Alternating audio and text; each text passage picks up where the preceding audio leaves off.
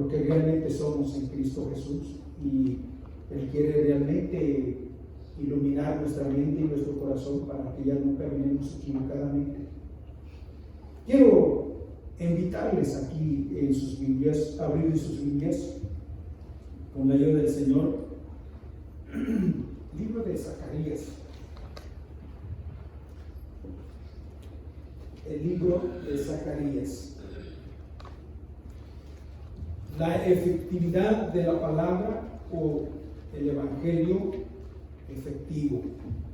Qué importante, dice Hebreos 4:12, que la palabra de Dios es viva y también es eficaz. Eficaz. Y es por eso que es muy importante que entendamos esto. El evangelio es una persona. La palabra de Dios realmente tiene que ver con una persona. Dice aquí en el capítulo 3 de Zacarías capítulo 3, versículo 9, dice la palabra del Señor en el nombre del Padre, del Hijo y del Espíritu Santo. Dice: ¿por qué aquí? Dice: aquella piedra que puse delante de Josué, sobre esta única piedra hay 7 ojos. Y aquí yo grabaré su escultura, dice Jehová de los ejércitos, y quitaré el pecado de la tierra. ¿En cuánto? En un día. El pecado, quitaré el pecado de la tierra en un día. En un día. Uno dice de la tierra, ¿sí? Porque de tal manera amó Dios al mundo que dio a su Hijo. ¿Sí? Y la palabra del Señor nos habla que el Señor realmente se dio por nosotros en la cruz del Calvario. Dice que ese amor lo llevó a la cruz. Muerte de cruz. Y dice en un día. Uno podría decir, sí, en cierta fecha, en un día eso pasó, y Dios proveyó salvación para todo aquel que en Él cree. Amén. Porque así es como dice la palabra, para que todo aquel que en Él crea, no, a todo aquel que en Él cree no se pierda, mas tenga que vida eterna, ¿verdad? Entonces, en aquel día, dice,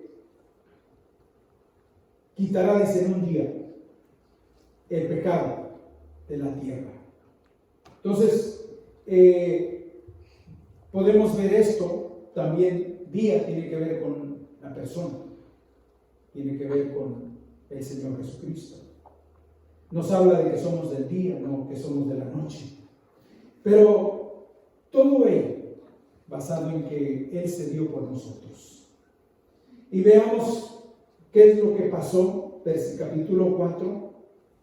Dice aquí, una vez que el Señor le está mostrando esto al profeta, dice el verso 1: volvió el ángel que hablaba conmigo y me despertó como un hombre que es despertado de su sueño. Y me dijo: ¿qué ves? Y respondí: he mirado y he aquí un candelabro, todo ¿de qué? De oro, con un depósito encima y sus 7 lámparas encima del candelabro y 7 tubos para las lámparas que están encima de él. Así que el Señor le pregunta al profeta: ¿qué has visto? ¿Qué miras? Porque es muy importante que nosotros realmente no solamente leamos la palabra, no solamente tengamos conocimiento de qué es lo que estamos viendo. El Señor de alguna manera nos permite ver. El domingo pasado veíamos de lo que el profeta se había dicho y lo que el Señor le permitió ver. Y aquí hablamos, por ejemplo, el Señor también le pregunta al profeta: ¿qué ves? ¿Qué miras? ¿Qué es lo que ves? Y él respondió, dijo, he aquí, he mirado un candelabro todo de qué, de oro, y encima de él un depósito. ¿Qué será eso?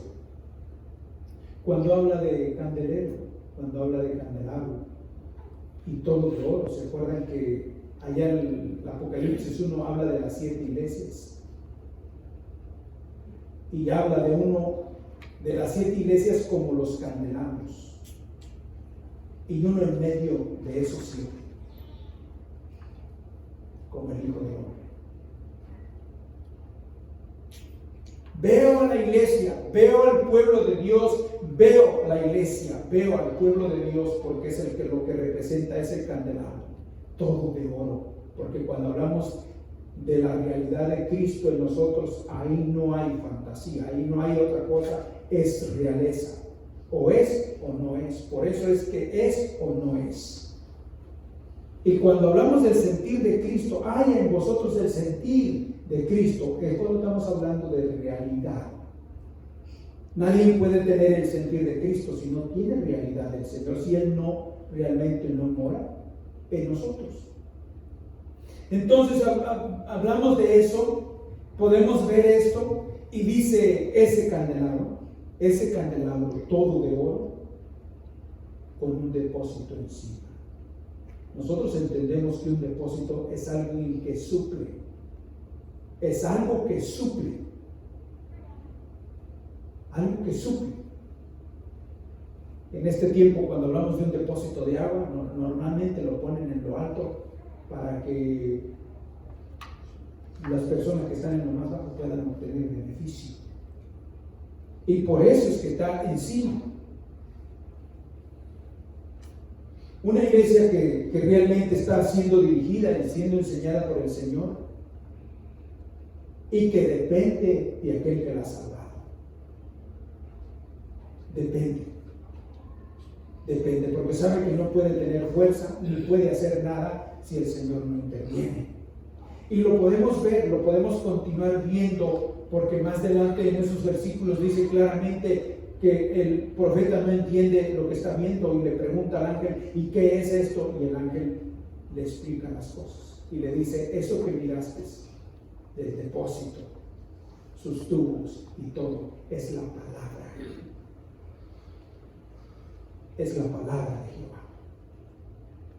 La palabra de Jehová.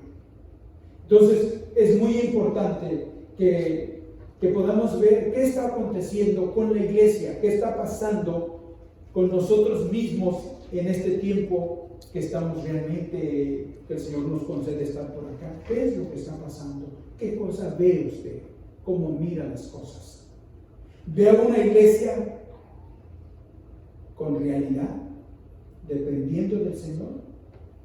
¿O puede ser que seamos una iglesia que nos hemos independizado?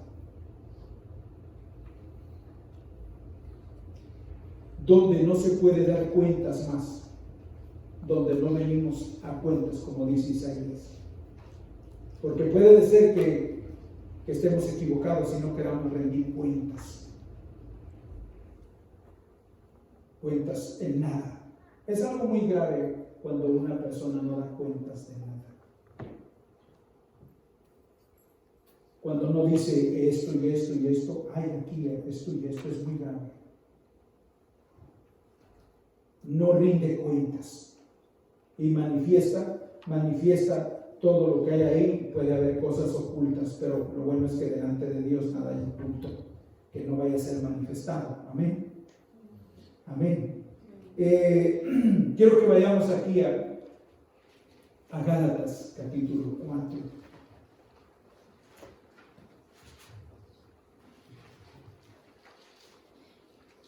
Gálatas capítulo 4.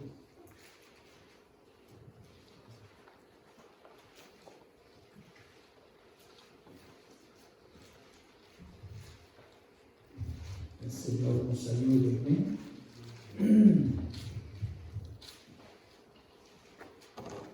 Veamos que aquí en el versículo 11, cuando hablamos hablábamos de qué ves, qué es lo que miras. Verso 11 dice: me temo de vosotros que haya trabajado en vano. ¿Con quién?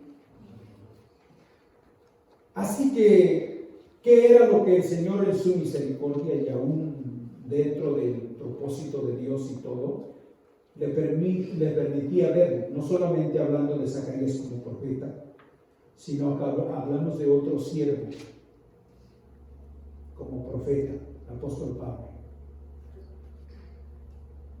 Lo que el Señor le permitía, y aún el Señor en otra palabra, lo admite y queda escrito en su palabra, y le permitía realmente participar de esto en cuanto a aquello que él podía ver. Y aquello que podía ver era que decía: me temo que haya trabajado que.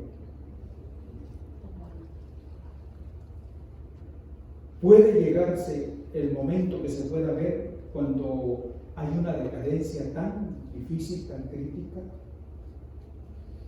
Y aunque haya sido de parte de Dios, porque esto había sido de parte de Dios, con los Gálatas, cuando ellos empezaron a recibir la palabra del Señor, cuando Pablo y sus compañeros llegaron allá a ministrar la palabra, era muy diferente. Pero pasó el tiempo y las cosas fueron cambiando. Sus actitudes, hasta para con aquellos que ministraban, eran muy diferentes. Y hay veces que esa es la misma actitud que tenemos, hermanos, cuando el Señor viene en nuestras vidas. Podemos expresar de la manera que caminamos una tremenda gratitud al Señor. Podemos expresarlo y no sin que nos pregunten. Uno está dispuesto para todo. Aún si tiene que manejar de una distancia lejos para congregarse, para estar ahí, hermano, usted está dispuesto. Hay algo tremendo, algo precioso, una gratitud tremenda, y se puede ver en su forma de andar. Pero puede pasar el tiempo y manifestarse algo que manifieste todo lo contrario.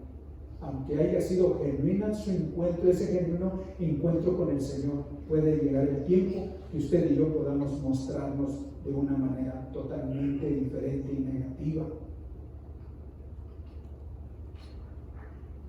Y el Señor le permite ver a este siervo que, a pesar de toda la administración y toda la palabra que allí se había compartido, se había ministrado y había sido de parte de Dios, a poder ver que había algo muy tremendo dentro de la iglesia de Galacia. Los hermanos de los Gálatas, había habido una decadencia al grado de que podía ver que tal vez el trabajo había sido en vano. En vano. Pero nosotros sabemos que el trabajo en el Señor no es en vano. No es en vano. Pablo lo entendió también. Y más tarde, lo que dice Hebreos, que dice que el trabajo en el Señor no es en vano. Y nosotros sabemos que dice la palabra del Señor que a donde el Señor envía su palabra no vuelve a Él vacía. Se tomará un tiempo, pero el Señor va a obrar. El Señor va a intervenir. Y eso es lo que estamos esperando y confiando en la misericordia del Señor, que al tiempo del Señor Él va a obrar en aquellos que de verdad han tenido un encuentro con Él. Él va a intervenir, Él va a meter su mano y va a empezar con aquello de que dice, fíjense lo que dice Romanos, porque cuando hablamos yo les decía que de evangelizar, de hablar o querer hablar a las personas, o querer compartir el evangelio por medio de actividades, por medio de cosas, eso nunca va a funcionar. Eso nunca va a funcionar. Es bueno que tengamos compañerismo. Es bueno que en ocasiones usted se gane la confianza de una familia.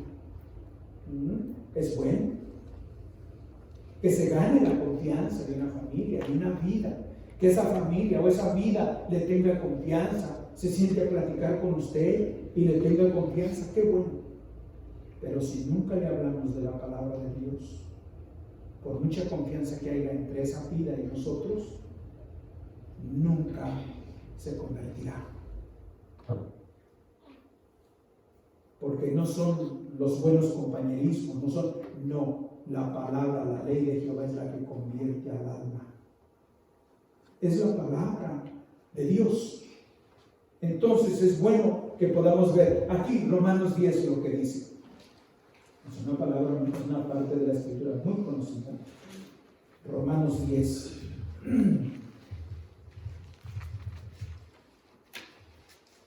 Versículo 17. Versículo 17. Dice: así que la fe es por el oír, y el oír por la palabra de Dios. Y el oír por la palabra de Dios. Así que la fe es por el oír, y el oír por la palabra de Dios. No es aquello que como luego se expresa, no, el oír dice así que la fe es por el oír y oír la palabra de Dios. No, eso no es. No, lo que está diciendo aquí, que la verdadera conversión y formar parte del pueblo de Dios no tiene que ver con una reunión social, no tiene que ver con estar juntos, no tiene que ver con tener actividades, tiene que ver con la fe. La fe. Y esa fe tampoco se puede imponer, tampoco se puede transmitir. Como eso que ahora muchas cosas, y es que yo te doy, y es que yo te comparto, y es que yo, no, eso no viene de nosotros. Eso lo hace el Señor. Y por eso dice así que la fe es por el oír, y el oír por la palabra de Dios. La palabra. Dice el Apocalipsis 3, versículo 6. Dice: si alguno tiene oídos para oír, oiga lo que el Espíritu Santo dice. Quiere decir, a veces pensamos que el Espíritu Santo es un sentimiento, a veces pensamos que es una emoción, a veces pensamos, no, el Espíritu Santo es una persona. El Señor es el Espíritu, y el Espíritu es el Señor, y el Señor es el Verbo, Él es la palabra. La palabra. A veces pensamos que el Espíritu Santo solamente nos puede decir cosas que no están aquí. Es que el Espíritu Santo me dijo, pero ¿qué te dijo? ¿Qué te dijo? Lo que está escrito. Porque el Espíritu Santo, el Espíritu es el Señor, y el Señor es el Espíritu, y el Señor es el Verbo, es la palabra, ¿verdad que sí? El que tiene oídos para oír, que escuche lo que el Espíritu Santo dice. En otra palabra, que escuche lo que la palabra dice, lo que Cristo le puede decir. El verbo, la palabra. Así que la fe es por el oír, y el oír por la palabra de. Escuche lo que el Espíritu dice a la iglesia. ¿Qué es lo que dice? ¿Cosas que se inventan? ¿O qué es lo que dice el Espíritu? Lo que dice el Espíritu es lo que está aquí. Aquí está lo que el Espíritu quiere hablar a nuestro oído y a nuestro corazón. Aquí está. Esto es lo que dice el Espíritu. El Espíritu Santo nos habla a través de esta palabra. No espere oír voces de otro lado, oír voces que no tienen nada que ver con la palabra de Dios. Tenemos que oír lo que el Señor dice.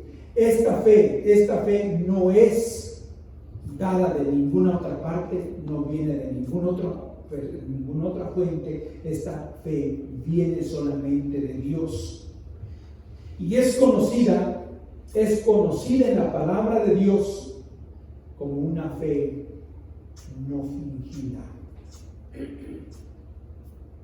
Una fe no fingida. En otra palabra, una fe que no tiene apariencia, sino es realidad. Y eso solamente puede venir de parte de Dios y por su palabra. Es lo que el Espíritu Santo dice. ¿Saben? El Espíritu Santo es el que trae convicción de pecado. Cuando hablamos fe no fingida, no se puede, como quien dice, impartir. No se puede decir es que yo te doy. No se puede tampoco, en otra palabra, incitar a alguien, porque no es por realmente animar a alguien. A veces dice, quisiera una palabra de ánimo, pero ¿de quién? Que sea de ánimo, ¿de quién?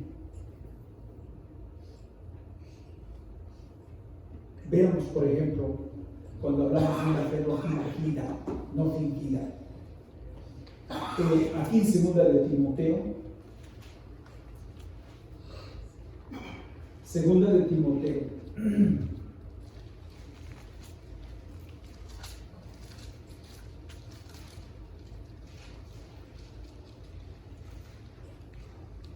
dice el versículo 4, dice, versículo 3 dice, doy gracias a Dios, al cual sirvo, ¿verdad? Pero el versículo 4 dice, deseando verte. Esto es Pablo a Timoteo, acordándome de tus lágrimas para llenarme ¿de qué? De gozo, trayendo a la memoria la fe no fingida que hay en ti, la cual habitó primeramente ¿en quién? En su abuela Loida y en su madre Eunice, y estoy seguro que en ti también. Eso, vamos a ver esto, una fe no fingida. Cuando hablamos del versículo 4, cuando habla, dice, de sus lágrimas. En el andar, en un caminar juntos, Pablo y Timoteo se conocían y también habían estado juntos, ministraban juntos. Y Pablo sin duda había visto su relación que tenía Timoteo con Dios. Y cuando habla de lágrimas, de un quebrantamiento, de una súplica, de una búsqueda, de una entrega total y absoluta. Y Pablo sabía que había genuinidad en esa vida. Y dice esa realidad de esa fe no fingida que habitó primeramente en tu abuela. Ella fue la primera convertida en esa familia, por decir. Convertida. Había realidad en esa abuela. Luego en tu madre. Pero también en ti. Porque aquí no es porque tengamos oración, no es porque estemos juntos, no es porque realmente vengamos a la iglesia y estemos en las reuniones juntos, no. No es porque yo quiero animarte, tampoco. Esto es algo muy personal y tiene que ver con lo que Dios esté haciendo en cada vida a través de su santa y bendita palabra, y de qué manera Dios esté ministrando el corazón de cada persona. Por eso cuando hablamos, si alguien tiene oídos para oír, oiga lo que es, escuche lo que el Espíritu Santo le dice.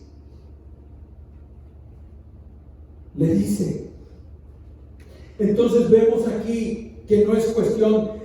Una familia puede reunirse, puede tener oración, puede tener estudio de la palabra de Dios, pero eso no quiere decir que toda la familia familia es salva. Eso no quiere decir que toda la familia es salva. Los miembros de esa familia tendrán que tener su propio encuentro personal con el Señor. Porque de otra manera estarán viviendo algo, un fingimiento, algo que no es real, algo que no es genuino, algo que dice tiene apariencia, pero no es. No es. No es. Yo recuerdo que cuando nosotros teníamos las chicas en la casa, nos reuníamos y estudiábamos y orábamos. Y veía que empezaba un bosqueadero por todos lados. Y eso manifestaba el interés que había. ¿Me explico? El interés que había de la palabra, de la enseñanza.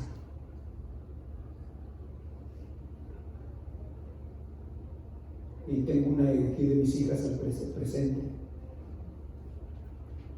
Y por eso no es fácil ser profeta en su propia casa, en su propia tierra. Pero quiero decirle una cosa. ¿Qué se ha hecho con la palabra de Dios? Se ha enseñado. Si usted ha enseñado la palabra de Dios, deje que Dios obre y solamente espere, porque Dios ha prometido. Si usted ha enseñado y ha ministrado la palabra del Señor, esa palabra hará su obra en el tiempo del Señor. En el tiempo del Señor. Pero si no la ha ministrado, preocúpese. Preocúpese. Preocupemos, porque no vamos a ver lo que deseamos, lo que quisiéramos ver. Nosotros estamos confiando en el Señor y esperando que el Señor intervenga, de que cada uno de nosotros tengamos esa experiencia de una fe no fingida, de una fe que sabemos que el Señor nos habla personalmente a través de su santa y bendita palabra. Y que ha sido una experiencia personal. Usted tiene 4 o 5 de familia en su casa. Ruéguele al Señor que pueda hacer una experiencia personal. Personal. Porque Él dice, en tu madre habitó esto, en tu abuela y luego en tu madre. Pero estoy seguro que en ti también. He visto tus ruegos, tus súplicas. Y de cómo te incomoda tu propia forma de ser, tu propia forma de caminar, porque es parte de lo que nos debe de incomodar. Señor, no quiero ser como soy. Veo la maldad en mi vida, la puedo ver. Y Señor, si tú no intervienes y de verdad me conviertes donde no sea algo fingido, si no sea alguna apariencia, sino algo real, genuino, vivo apariencia, Señor. No tenga miedo en decírselo. Si realmente usted y yo no oramos al Señor y no estudiamos la palabra y no dependemos de Él, pues digámosle, Señor, yo vivo de una apariencia. Vivo. No hay algo genuino. Y no porque tú falles, sino porque yo no he querido abrir mi corazón a ti para que cambies mi corazón. Esa fe solamente viene de Dios. Esa fe solamente es dada por Dios. La fe no fingida solamente puede venir de Dios. Nadie más te la puede transmitir. Nadie más. Ni en tu casa, ni por mucha oración que haya, ni por mucha enseñanza bíblica, te pueden dar esa fe que salva, y esa fe que libera, y esa fe que nos salva, esa fe que nos lleva adelante. Esa fe no se puede transmitir. Esa fe viene directamente de Dios. Habitó en una persona, especifica en una y luego en otra y también. No dice te la pasó. Recuerdo que en una ocasión ocasión estaba alguien predicando y había un pastor y estaba uno escuchando, y ese pastor se había sentado al lado de esta persona, y cada vez que se hacía una invitación para reconocer a Jesucristo como su Salvador, la persona decía: ¿cree? El otro no se levantó. Tenía buenas intenciones, el hermano pastor tenía buenas intenciones de que esta persona creyera. Había buena intención, pero para creer en Jesucristo, eso viene dado de arriba. Esto no es de vosotros, pues es un regalo ¿de quién? De Dios. Es de Dios. Por eso cuando eso sucede y cuando es de Dios, es genuino, es real, es verdadero, porque Dios es real. Amén. Y no necesitamos que nadie nos dé cuerda, ni que nadie nos empuje. Solito te pones de pie y el Señor. Ha habido testimonios que personas no querían nada y cuando acordaron estaban de pie, porque Dios las había levantado y las había puesto Él mismo de pie. Por eso es muy importante que entendamos esto. Una fe no fingida no es llenar un espacio, no es llenar un lugar. No, es saber que el Señor está obrando y que Él está haciendo esa obra en cada uno de nosotros. Y podemos verlo. ¿De qué manera? ¿Cómo hablaban aquellos que compartían la palabra del Señor? ¿Cómo es que anunciaban? ¿De qué manera decían las cosas? Hay veces que nosotros no queremos que las vidas se sientan mal. Claro que no es para que se sienta mal nadie. Pero si usted y yo realmente queremos ayudar a alguien, y eso porque usted y yo estamos siendo ayudados, podemos hablar las cosas como son, como Dios quiere que las hablemos. No se trata de defender a nadie, se trata de ayudar. Si es que usted y yo estamos siendo ayudados, porque dice la palabra del Señor que algunos predicaron doctrinas que a ellos nunca les aprovechó. Nunca. Enseñanza que a ellos nunca les benefició. Pero otros de verdad predicaban a Cristo. Para ellos había sido una bendición. Dios había traído liberación a sus vidas y podían ayudar a otros. Así que es muy importante. Veamos, por ejemplo, cuando hablamos de la palabra de Dios, ¿qué había oído Timoteo? Enseñanza primeramente de su abuela, luego de su madre, y ahora Dios había hablado directamente a él y vivía realidad. Había realidad en él. ¿Por qué? Porque si uno tiene oídos para oír, que oiga lo que el Espíritu Santo dice. ¿Qué es lo que dice?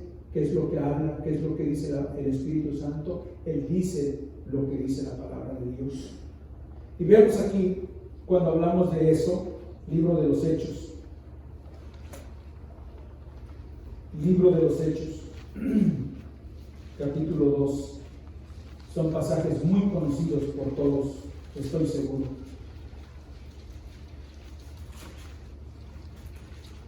Pero como siempre, Dios quiere hablarnos.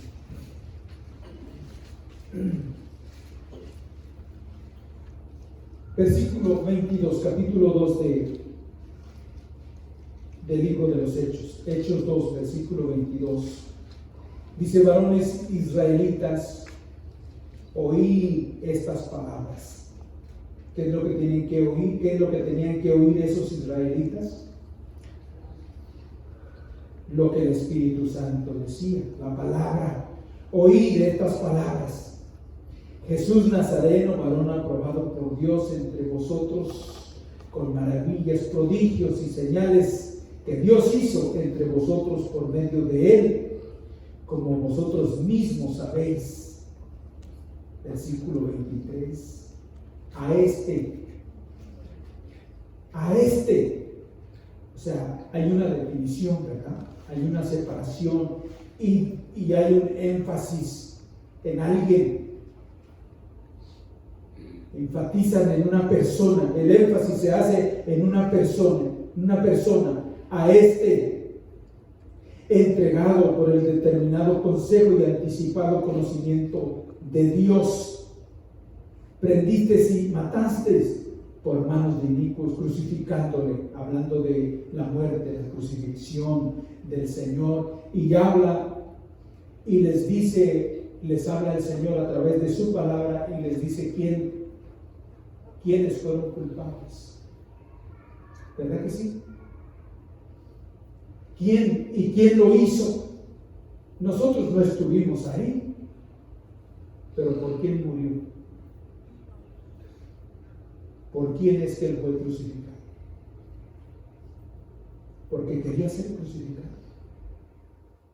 No, porque el pecado entró por un hombre y luego pasó a todos los hombres, y todos nosotros estábamos destituidos de la gloria de Dios, y la paga por el pecado era la muerte, y no cualquier muerte, era la muerte del Mesías,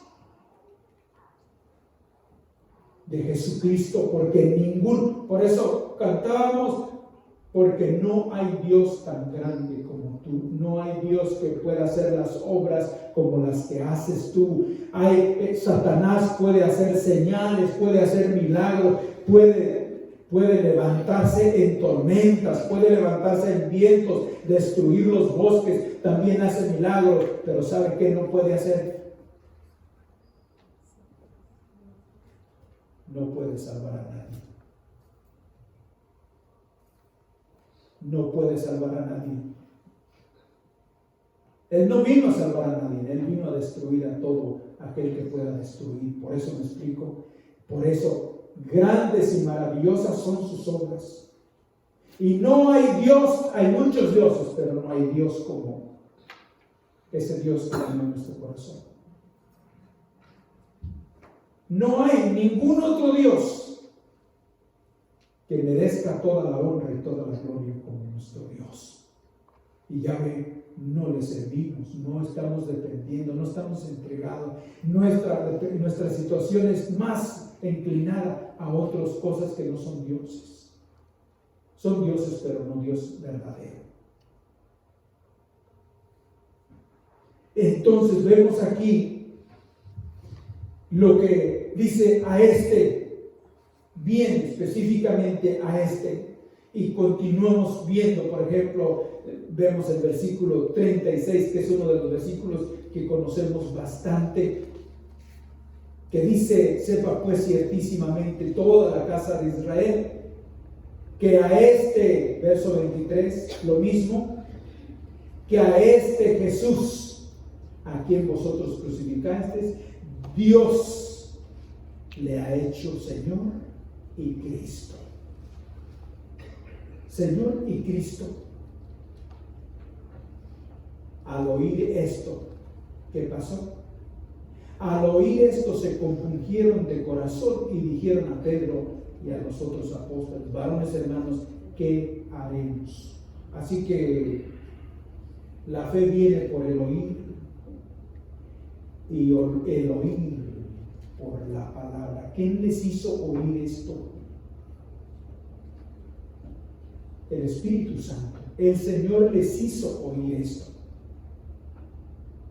¿Y qué más sucedió? ¿Qué más sucedió?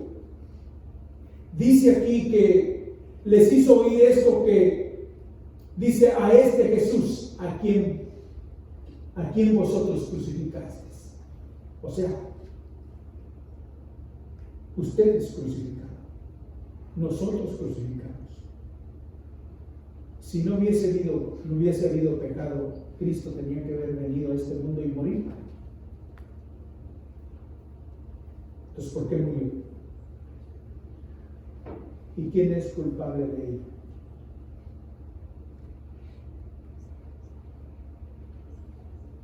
Por eso, cuando usted y yo hemos escuchado la palabra de Dios, lo que Dios tuvo que hacer para salvarnos. Y no queremos que Él intervenga, que Él nos salve. ¿Sabe usted que por eso dice la palabra del Señor que sería mejor nunca haber oído esta palabra? Porque el castigo va a ser peor para los que escuchamos, los que supimos lo que Cristo hizo por nosotros y no quisimos que Él nos salvara. El castigo va a ser peor.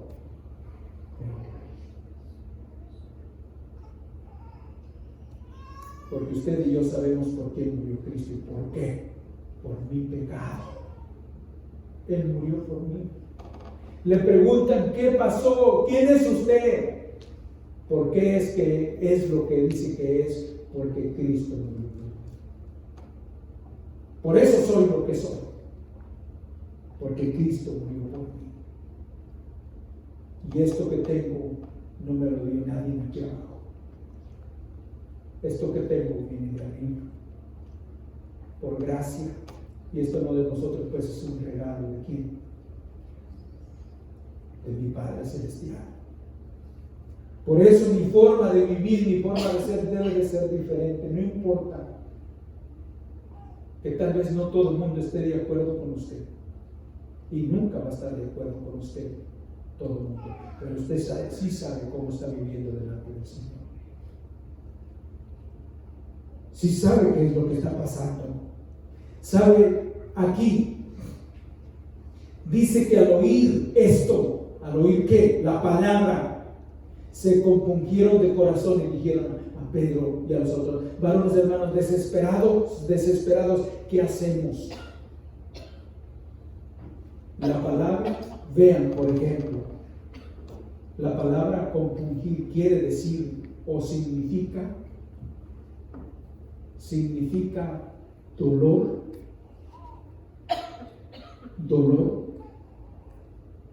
también significa mucha preocupación,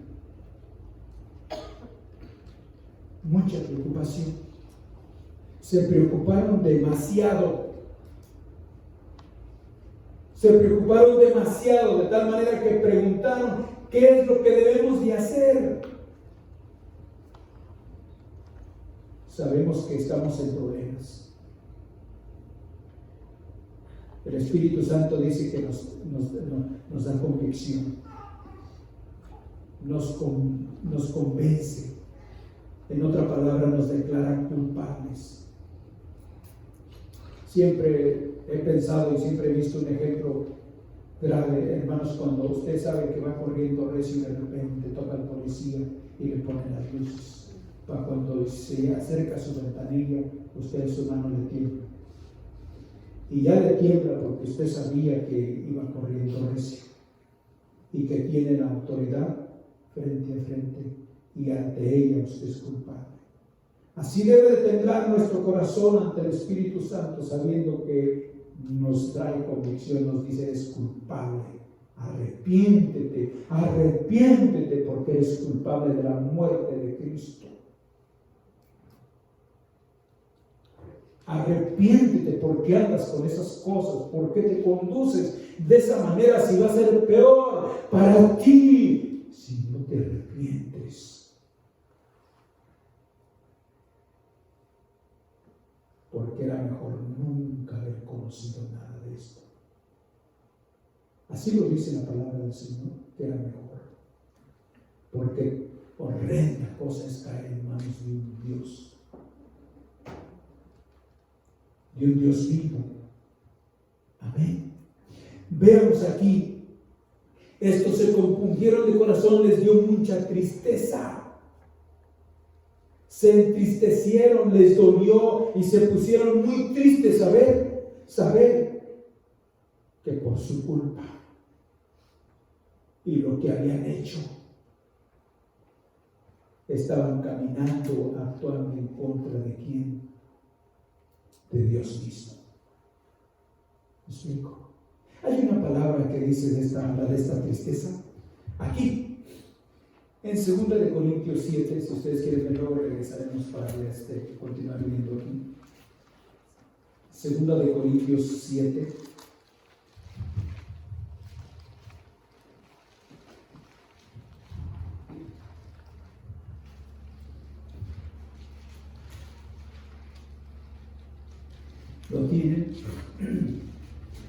Segundo de Corintios 7, versículo 9, dice esta palabra, dice: ahora me gozo, no porque hayáis sido contristados, sino porque fuisteis contristados para arrepentimiento. Porque habéis sido contristados, ¿según quién? Según Dios, para que ninguna pérdida padecieses por nuestra parte. Versículo 10, que es el versículo que quiero que le presten mucha atención. Dice: porque la tristeza que es según Dios produce arrepentimiento. ¿Para qué?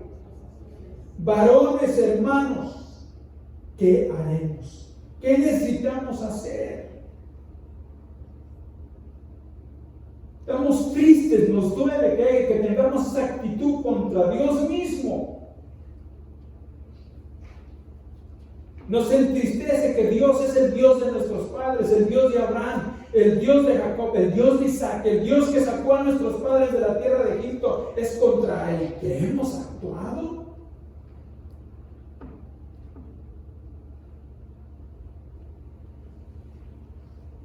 Había dolor y tristeza en su corazón. Dice: porque la tristeza que es según Dios produce arrepentimiento para salvación, del cual no hay de qué arrepentirse, pero la tristeza del mundo produce ¿qué? Hay una tristeza que es la del mundo, y hay la tristeza que es de Dios, que Dios permite que en algún momento y determinado momento usted se sienta triste y usted se sienta solo y se sienta culpable y se sienta mal porque ha pecado, y muy mal porque ha pecado. Pero esa tristeza es de parte de Dios cuando usted se siente mal porque su andar no es un andar correcto delante de Dios y se siente mal por ello. Siéntase mal y dele gracias a Dios y dígale al Señor: Señor, provoca mi corazón a un arrepentimiento, porque esta tristeza no es para mal, esta es para bien. Para bien. Me siento mal, Señor, me siento mal, pecado contra ti, he pecado contra ti, me siento mal. Pero hay una tristeza, la tristeza del mundo. Hay personas que lloran y lloran y lloran y lloran después de haber hecho algo tan tremendo. No quieren ir a la cárcel. No quieren pasar los años en la cárcel que tienen que pasar por sus actos, por sus hechos. Y les da mucha tristeza y les pesa mucho. Les duele mucho lo que van a pasar, lo que van a sufrir. Pero nunca lloran ni nunca se sienten mal por lo que hicieron. ¿Me explico? Violadores, personas que han hecho cosas tremendas, sienten mucho que los años que les van a dar en la cárcel y lloran por ese tiempo porque saben que van a estar ahí, pero les dice: ¿y qué se siente? ¿Y cómo se siente usted después de haber violado a un niño? Dice: no siento nada. Sí, se sienten mal por el castigo y por lo que van a pasar, pero nunca se sienten mal por lo que hicieron. Hermanos, cuando habla estos que fueron compungidos de corazón, estos veían lo que ellos habían hecho y tal vez sabían que había consecuencias, pero ese no era el énfasis. El énfasis era en que lo que hemos hecho es algo horrendo, ha ofendido a Dios, estamos mal contra Dios, estamos actuando en contra de Dios, nos sentimos mal porque estamos siguiendo en contra de la voluntad de Dios. Lo que nos hace sentir mal es estar caminando en contra de Dios. ¿Me explico? Y saber que eso va a traer consecuencia y va a ser horrenda. Y por eso ellos pronto. Y dijeron: bueno, si esa es la condición de nosotros en delante de Dios, varones de Dios, vidas que conocen cuál es la voluntad de Dios, ¿qué debemos de hacer? Y ellos les dijeron lo que debían de hacer, ¿verdad que sí? ¿Qué tenían que hacer?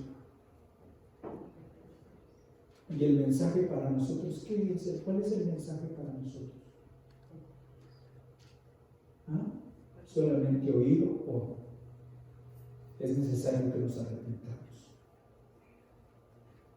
Porque no es bueno que estemos caminando en contra de la voluntad de Dios, llevándole la contra de Dios, porque tarde que temprano vamos a cosechar lo que hemos sembrado. El miedo no es, la situación no debe de ser por ir al infierno. Dios sabe cuando hay una persona que tiene miedo por ir al infierno, por eso hace las cosas. No. Es diferente cuando una persona no hace las cosas porque sabe que ofende a Dios.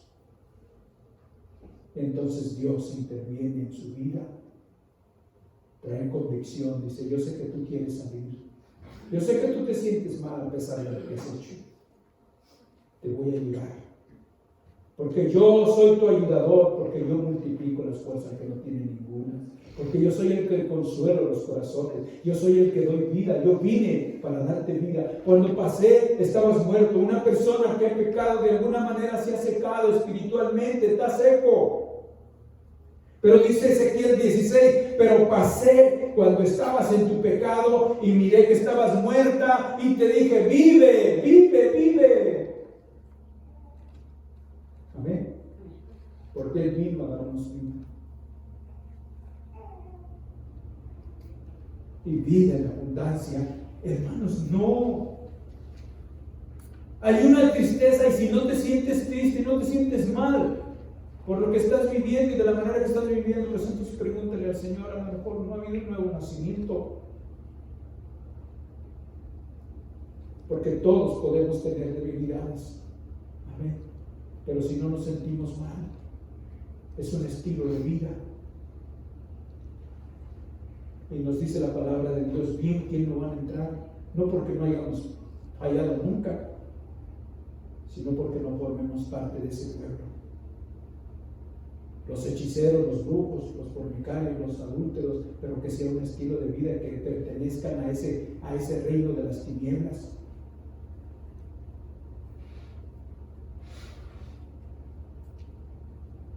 Nosotros, como pueblo de Dios, el Espíritu Santo puede provocarnos a un arrepentimiento, traer convicción del pecado a nuestras vidas, porque la tristeza que es según Dios produce arrepentimiento para salvación. Cuando usted se siente mal, dele gracias a Dios y grite en su casa, en su cuarto: me siento mal por haber pecado contra ti, me siento mal, y sé que este pecado me ha separado de ti, pero lo confieso delante de ti y te pido que me perdones y que afirmes mi corazón, porque bueno es afirmar el corazón con la gracia, con la palabra de Dios. Hay una tristeza, que las personas van a estar tristes, pero al final es para muerte. Para muerte. ¿Cuántas personas no tienen remordimiento y lloran por la situación, pero nunca se arrepienten? Porque nunca pensaron que eso era tan grave delante de Dios. Damos gracias a Dios por lo que Él está haciendo. Espíritu Santo, sigue hablando en nuestras vidas. ¿En algún momento se ha sentido mal usted? Yo sí. Y aborrezco mi forma de ser, porque a veces tengo actitudes muy malas, muy graves.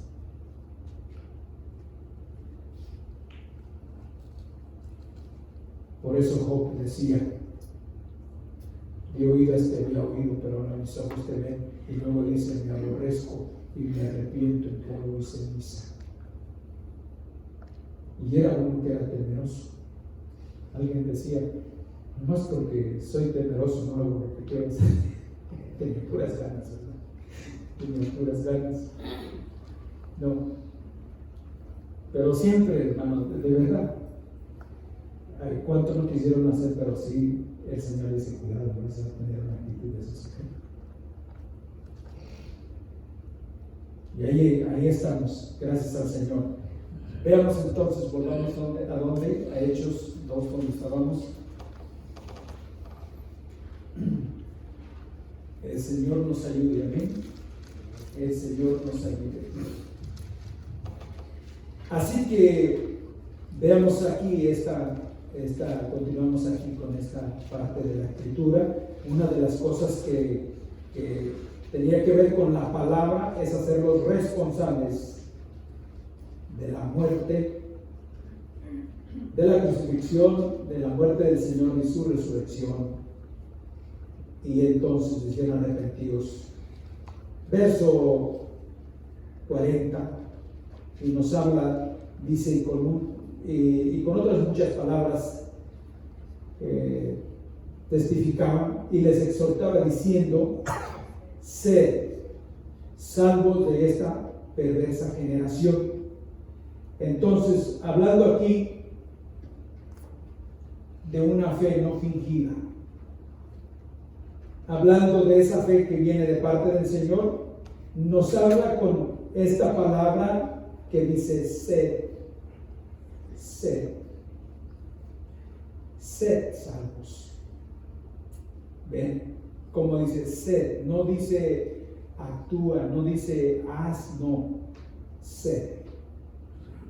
Porque la palabra fingida, una fe con fingimiento, puede ser que estemos haciendo algo, pero fingido.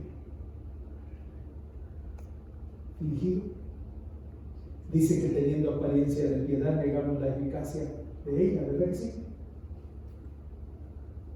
Pero no es aquello de que hagamos algo para decir que somos, no, dice que seamos, sed salvos.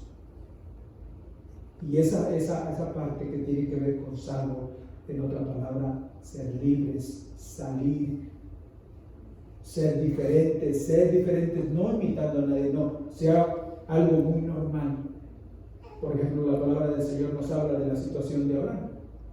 Creo que es uno de los ejemplos muy claros y más conocidos.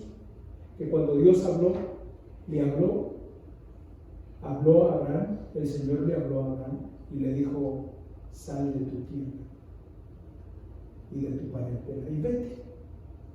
¿Y qué hizo Abraham?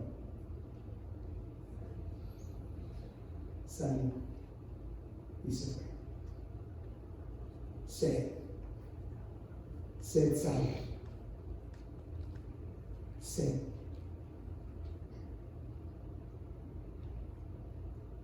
Esos israelitas, Dios sabía que tenían familiares que no creían en el Mesías ni querían nada con el Señor, pero a esos que les hizo oír su palabra les dijo una cosa, y fue claro con ellos: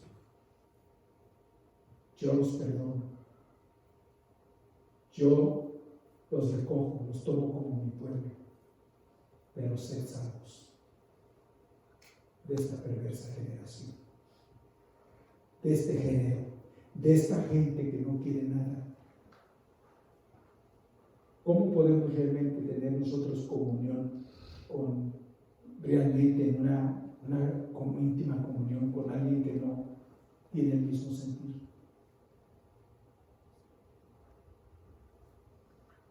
¿Cómo?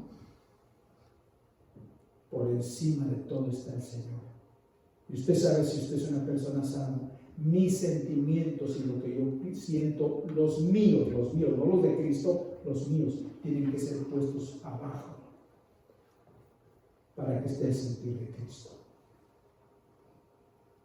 Porque los míos no sirven para este andar.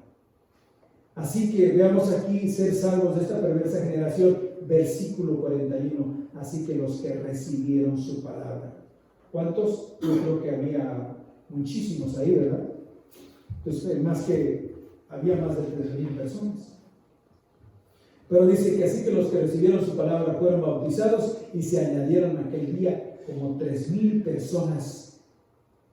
Pero los que se añadieron fueron los que escucharon y ¿qué más? Y recibieron. Oír y recibir.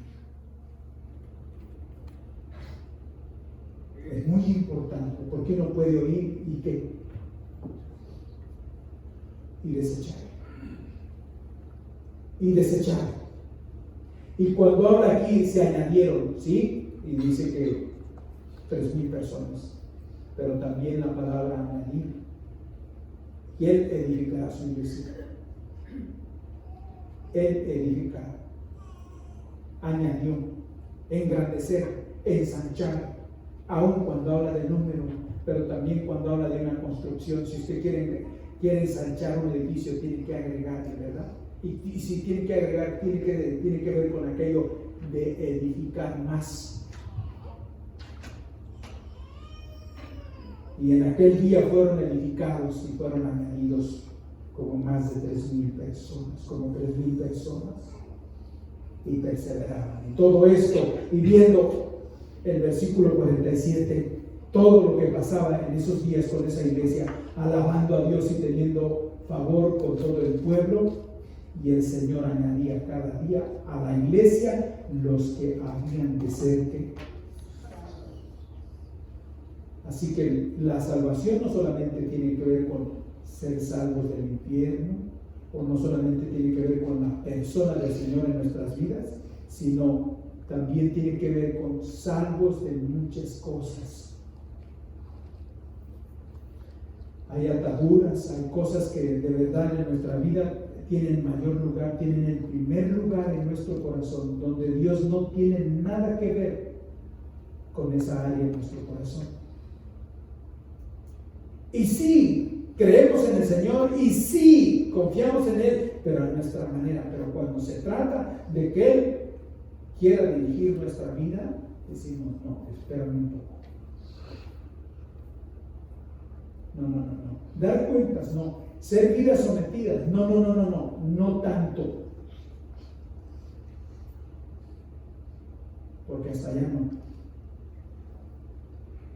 Y dígame si eso no es atadura, si eso no son ataduras, si eso no se llama rebelión, si eso no es realmente ser andar en la carne.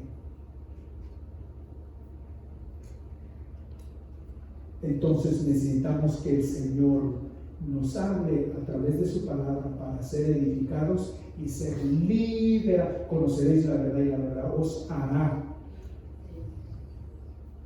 libres. Por eso, ¿con qué limpiará el joven su camino? Con guardar tu palabra. ¿Con qué es que las vidas pueden ser salvas y pueden ser libres? Con tu palabra. Lámpara es a mis pies tu palabra y lumbrera a mi camino. En la suma de tu palabra, Señor, seré enseñado o edificado. El Señor nos ayude. El Señor nos ayude. Porque sí, necesitamos que el Señor intervenga en nuestras vidas. Ese pueblo pensaba que era pueblo, ¿y cómo estaba? Cautiverio, en contra de la voluntad de Dios. Había cosas tremendas en sus vidas.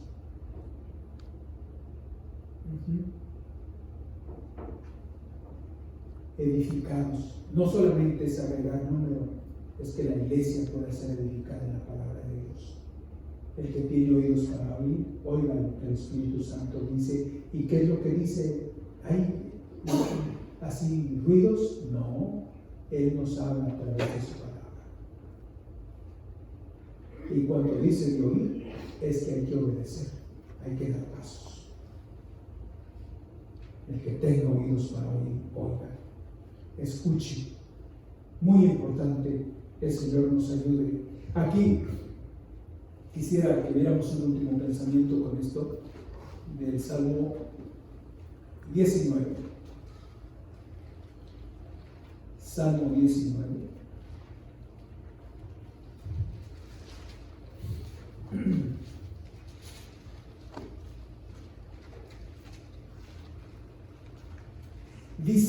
el Salmo 19, verso 1, los cielos cuentan la gloria de Dios y el firmamento anuncia la obra de sus manos.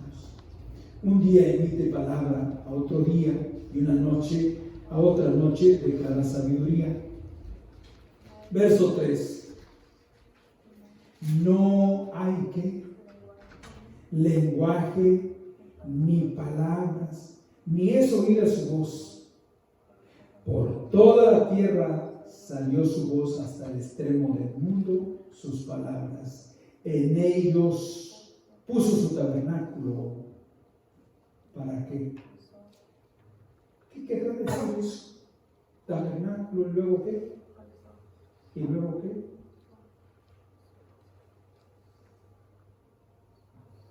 ¿Entiende eso?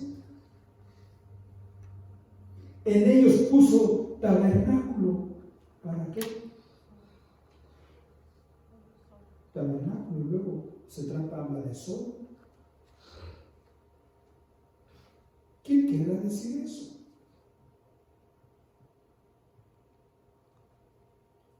He aquí el tabernáculo de Dios con los hombres. ¿Se acuerdan que tabernáculo literalmente era tipo de algo? Era el tipo de Cristo. Tipo de Cristo. Y luego en el tabernáculo, ¿se acuerdan lo que había? Lámparas. Había luz. Había luz. Nos habla de la salida del sol de un extremo al otro.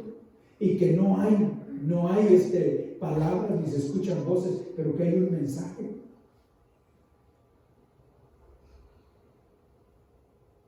Que el sol tiene un curso, tiene su función, ordenada por Dios. Y que en otra palabra no pierde el tiempo. Llega la hora y aparece, ¿sí o no? Y llega la hora y desaparece. Pero no pierde tiempo. Hay un mensaje, hay propósito.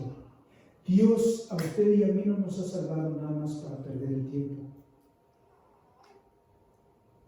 Hay un plan y hay propósito en Cristo Jesús. Y es que usted y yo no caminemos en ignorancia. En su luz veremos, Salmo 36, versículo 9, en su luz veremos la luz. Óigame, si al oír, después de oír la palabra de Dios, vamos a continuar en la misma situación, vamos a continuar viviendo de la misma manera, pues recuerde que un día vamos a dar cuentas de lo que hemos oído. ¿Amén? ¿O no? Y va a ser grave la situación, porque al que más se le da, más se le demanda. Y aunque no queramos ser responsables, vamos a ser responsables. Puso tabernáculo para el sol, para que hubiera luz, para que hubiera enseñanza. Dice la palabra del Señor que el mandamiento es lámpara y la enseñanza es luz. Así que qué privilegio, qué bendición poder ser enseñados por el Señor. Amén. Sí, porque ya no hay ignorancia, ya sabemos las cosas. ¿Qué quiere el Señor? Él quiere provocar nuestro corazón a un arrepentimiento. Lo que ve que ya no sigamos caminando como hemos caminado. Pidamos al Señor que haga volver nuestro corazón. Y empecemos a depender más y más del Señor. ¿Qué cosa vemos? ¿Cómo vemos las cosas? ¿Cómo se miran? ¿Tiene usted ojos para ver? ¿Se miran bien las cosas o se miran mal? ¿Cómo las ve usted? Porque se acuerdan que el problema del lucero en el cielo es que él se veía bien. Lo dice la Escritura bien clara, que su decadencia de él fue porque él se miraba hermoso. Él se miraba bien. Es algo tremendo lo que está pasando en la iglesia también. Preocupémonos que no vayamos a estar viéndonos que estamos bien. Vamos a decirle al Señor, yo estoy mal, Señor. Yo necesito volver a mi corazón. Ayúdame a volver como antes, Señor. De ser un espectador a ser un participante. Amén. Explico. Porque aquí no hay lugar para espectadores. Aquí todos estamos corriendo. ¿Sí o no? Y el que está corriendo, pues no puede ser un espectador, porque está corriendo. Aquí dice que puesto los ojos en Jesús, corramos la carrera que tenemos por delante. Amén. Aquí no hay espectadores. Aquí hay puros participantes. Así que pidámosle al Señor que nos ayude. Amén. A continuar a seguir adelante. Dios tenga misericordia de nosotros. Vamos a estar de pie y así estamos terminando.